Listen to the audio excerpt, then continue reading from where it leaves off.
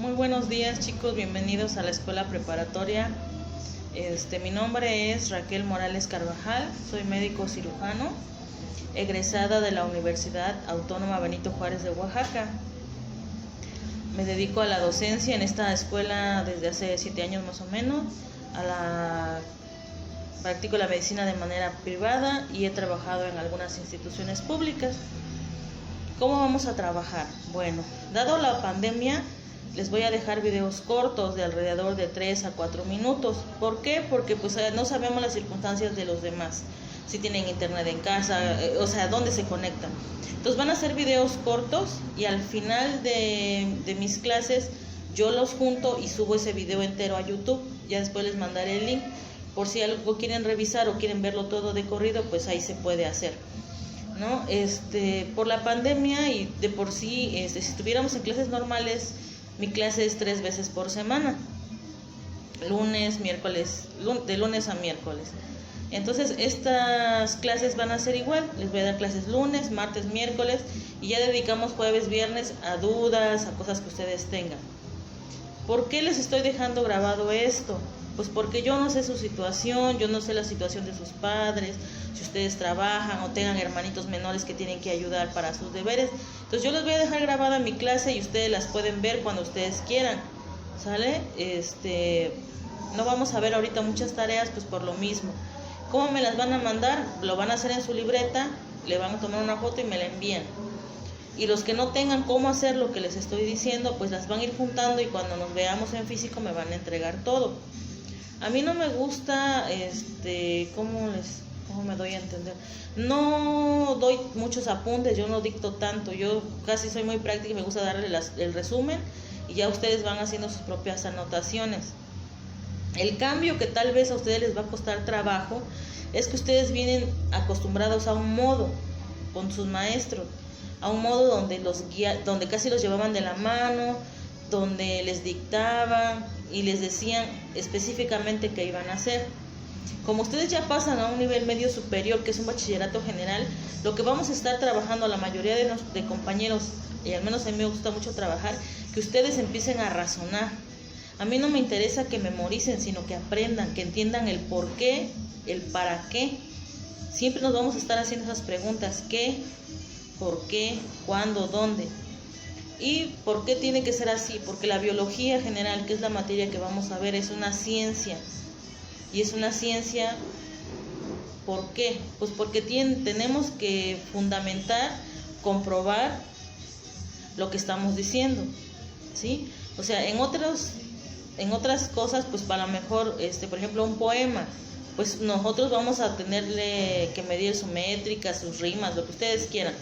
Pero en la biología no, en la biología tienen que ser hechos científicos y hechos que se puedan comprobar. Los hechos que no se puedan comprobar y nosotros veamos, pues nosotros les llamamos teorías. ¿Por qué? Porque es una propuesta, pero no la hemos comprobado. Entonces, ¿qué se necesita? Que ustedes aprendan a pensar, a desarrollar su pensamiento científico y poco a poco ir dejando esa manera que ustedes tenían de estudiar desde que entraron a la primaria hasta la secundaria y ahorita que ya van a preparatoria.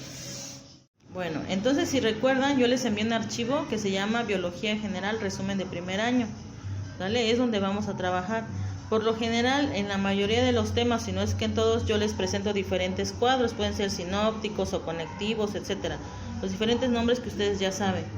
Entonces, si observan sus copias o su pantalla en lo que estén trabajando, vamos a empezar con este cuadro, ¿sí? ¿Qué es este cuadro? Bueno, en este cuadro estoy resumiendo todo lo que viene en las hojas, ¿sale? Entonces, cuando ustedes se pierden en algún tema que vayamos viendo en las hojas, pues regresen a su cuadro, ¿sale? Regresen a su cuadro y así van a ir entendiendo de qué estamos hablando y por qué voy a ir hablando de una cosa, de otra y se van relacionando, ¿sale? Entonces, todos, por favor, tomen su hoja o pónganla en su pantalla o en su teléfono y vamos a iniciar a analizar este cuadro. En la parte superior vamos a ver biología, ¿sale? Y si observan acá, dice seres vivos y acá dice es la ciencia de los seres vivos. Entonces, ¿qué quiero yo decir o qué estoy diciendo ahí? Pues la definición, ¿no?, de biología. Biología es la ciencia de los seres vivos, ¿sale? Si nos vamos hacia esta parte, la biología se va a relacionar con otras ciencias. A esas ciencias les vamos a llamar ciencias afines o ciencias auxiliares. Aquí puse unos ejemplos, pero hay muchísimos. Por ejemplo, geografía. ¿Por qué? Porque yo me voy a ayudar en mapas, en diferentes materiales que utilicen en geografía para localizar, para ubicarme, principalmente cuando hablemos de los ecosistemas, ¿no? Por ejemplo, si estamos hablando del venado cola blanca, pues yo me voy a ayudar de la geografía para saber en qué países en primer lugar lo puedo encontrar, o si es endémico de México, que quiere decir pues que solo va a haber en México, en qué estados de la República, y que cuando determinemos en qué estado de la República, en qué localidades. La química. Pues ¿por qué necesito yo la química? Porque la biología, cuando nosotros iniciemos su estudio, nos vamos a dar cuenta que muchos de los elementos que ustedes aprendieron en la tabla periódica los vamos a volver a estudiar aquí, porque son compuestos químicos o moléculas químicas que van a formar parte de muchos de los procesos biológicos que nos permiten estar vivos. Matemáticas, sí, utilizamos muchas matemáticas porque necesitamos hacer gráficas, cuentas, divisiones, proyecciones, entonces ocupamos mucho matemáticas. Física, también vamos a ocupar mucho física y demás, y muchas otras materias. Entonces, si ustedes se ponen a investigar cuáles son las ciencias auxiliares de la biología, les van a salir aún más. Aquí solo estamos poniendo unos pequeños ejemplos. Nos pasamos al siguiente lado, que son las ramas. Podemos decir que la biología es esta, y es una ciencia que tiene hermanas. Sus hermanas van a ser estas, las ciencias auxiliares. Y esta ciencia va a tener hijas o ramas, y las ramas que van a derivar del tronco principal, que es la biología, van a ser las siguientes. Igual, son ejemplos. Si nosotros nos ponemos a buscar, podemos llenar la hoja. Ecología, anatomía, taxonomía, evolución, botánica, zoología, genética, microbiología, embriología, paleontología, bacteriología, ¿sale? La ecología va a estudiar el entorno de los seres vivos, ya sea animales o vegetales. La anatomía se encarga de estudiar el cuerpo humano, o si es, por ejemplo, en veterinaria, pues de las diferentes especies. La taxonomía es la ciencia que nos va a ayudar a nombrar correctamente o a clasificar a las especies. Y así cada una de estas pues va a tener una función que vamos a ir viendo poco a poco, ¿sale? Entonces, si se dan cuenta, ya nada más en esta parte del cuadro ya vimos muchos conceptos, su definición, cuáles son sus hermanas o ciencias auxiliares, cuáles son sus hijas o ramas. Y si nosotros vamos desplazando nuestra hoja, vemos estas otras partes. ¿Y a qué se refiere? A las cosas importantes que nosotros tenemos que estudiar apoyándonos en la biología. Y voy a empezar desde acá hacia acá, ¿sale? Bueno, la biología va a ayudarnos o va a estudiar los niveles de organización de la materia. Muchos de ustedes van a acabar alucinando los niveles de organización de la materia, pero es muy importante porque esta clasificación la van a ocupar durante mucho tiempo, incluso cuando ustedes ya se vayan a estudiar su carrera. Entonces, esta clasificación tiene que ser universal, tiene que ser científica, y esta clasificación pues no se considera estática, porque puede llegar el momento que haya mayores descubrimientos o mayores